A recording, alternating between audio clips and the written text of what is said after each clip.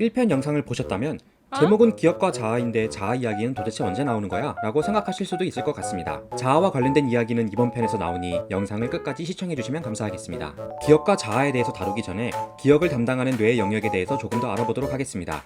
지난 영상에서 해마라는 부위가 기억, 그 중에서도 명시적 기억에 중요한 역할을 담당한다고 설명한 적이 있습니다. 이 사실은 어떻게 밝혀지게 되었을까요? 이와 관련된 한 사례를 소개하고자 합니다. 미국에 살던 헨리는 9살 때 자전거 사고로 머리에 충격을 입게 된 후 간질이 생기게 됩니다. 간질을 치료하기 위해 다양한 약물을 사용해 보았지만 나아지지 않아 당시 저명한 신경외과의였던 윌리엄 스코빌을 찾아가게 됩니다. 스코빌은 헨리가 관자엽 안쪽 영역이 위치한 해마가 손상을 입었기 때문에 간질이 일어난다고 판단을 하게 되었고, 해마를 포함한 양쪽 관자엽 안쪽 일부를 제거하는 수술을 진행하게 됩니다. 수술 이후 간질은 낫게 됩니다. 하지만 수술 이후 새로운 기억을 형성하지 못하는 전향 기억 상실이 나타나게 됩니다. 수술 이후 만나게 되는 사람을 매번 처음 만나는 사람처럼 대하기도 하는 등 새로운 정보를 기억하는 데 문제가 발생한 것이죠. 여기서 특이한 점은 명시적 기억 외에 암묵적 기억이 형성되는 것에는 큰 문제가 없었다는 것입니다. 그림을 그리거나 운동을 하는 기억들은 새롭게 학습이 가능하였습니다. 이를 통해 기억에도 종류가 있다는 것을 알 수 있게 된 것이죠.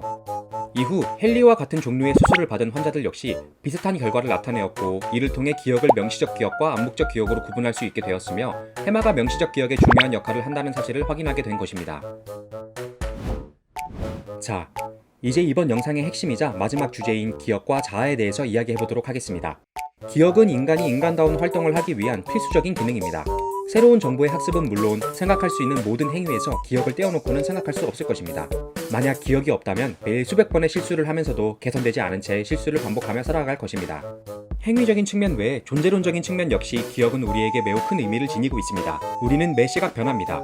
매일 새로운 정보를 받아들이고 새로운 경험을 하고 그것들을 기억함으로써 방금 전에 나와는 또 다른 내가 형성되는 과정을 끊임없이 반복하고 있습니다. 기억이 있기 때문에 변해가는 나를 나로 인식할 수 있게 되는 것이죠.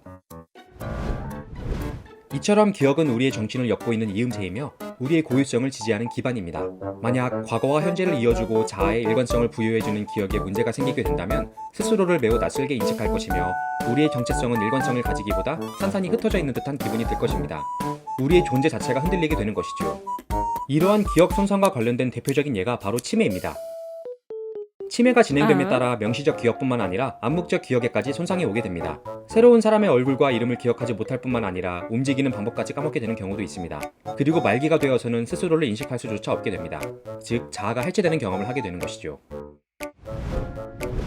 이번 영상을 통해 기억의 소중함에 대해서 다시 한번 생각해보는 계기가 되었으면 좋겠습니다. 최근 들어 기억력이 나빠졌다고 느끼거나 무엇인가 잊어버리는 상황이 잦다면 지금 나라는 자아가 어떤 환경에서 어떻게 살아가고 있는지를 한번 되돌아보시면 좋을 것 같습니다. 다른 것에 너무 몰두하여 나를 챙기고 있지 않은 당신에게 나를 더 신경 써달라는 도움 신호가 아닐까요?